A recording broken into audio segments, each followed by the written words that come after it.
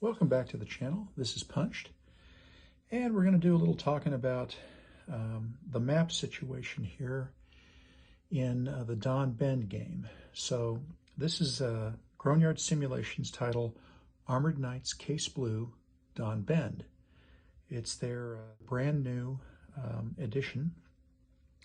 The game has just come out of pre-release and is available for purchase off their website, or you can go to the Grognard Sims Facebook group. There should be a post, I think, in there somewhere. All right, so Don Bend has quite a number of maps. It has a grand total of 6 full-size maps, right? 1 on the table and 5 in my hands here. Each of these map sections is a 22 by 34 map, so it's a full-sized game map.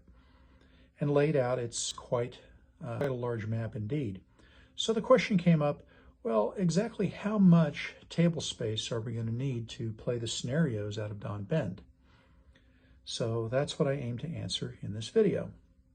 So first on the table is a scenario, the introductory scenario called the Tank Cemetery. And I've marked off, I've used a couple of rulers and square and so on.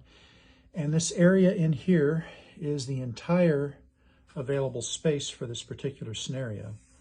You're going to wind up with elements of 60 motorized and 3rd motorized divisions here forming a defense, very low on supplies. You're going to have 28 tank corps on the Soviet side here, with one of their tank brigades over here on the other side of the river, and a rifle division down roughly in this area. So this is the smallest scenario.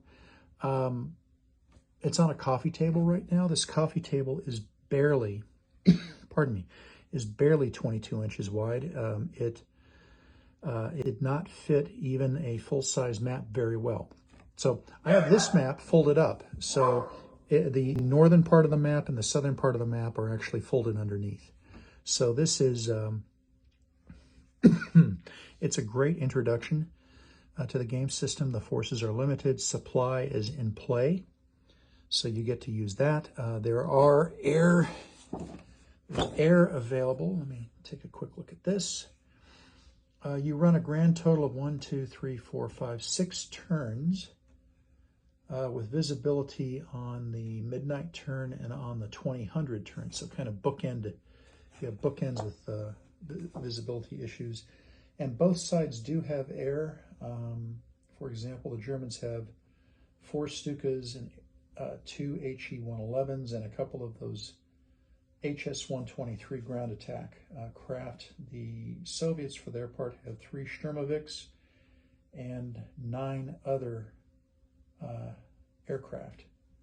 So works out pretty well, and this is a pretty straightforward thing. The both sides will accumulate victory points by causing casualties, and the Soviets will also accumulate victory points depending on which of the towns north of their start point that they manage to capture.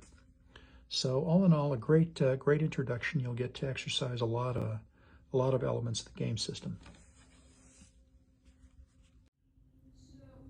Okay, in this next segment, we're talking about the next smaller scenario in Don Bend, and this scenario is called Chuikov Fights for His Job. So in this area, we can see the line of the Chur River, and this is the opening sort of face-off between what happens to be the elements of the 51st Corps and the 14th Panzer Corps coming from the west against, immediately facing off against 3 rifle divisions with several other divisions. So right along here we have the Germans, 3 divisions, we have the Soviets, 3 divisions, and then they'll put some additional divisions back here and southwards along the line of the Don itself. So This is 2 full maps in size. It's actually utilizing 4 maps, the southern half of the Echo maps and then the northern half of the Fox maps. So this is the next largest size up and may very well fit on your common kitchen table or perhaps on a folding table. It really just depends. All right, I'm going to briefly wrap up the review of the necessary maps to play the Don Bend scenarios. We're looking at the backs of the scenario cards for the 3 largest scenarios in Don Bend. They're called Paulus Attacks, A Step Too Far, and Enter 4th Tank Army. And, as it turns out, they all utilize the same maps, though not the same locations, not necessarily the same forces. So, in particular, all 6 maps are used for each of these scenarios.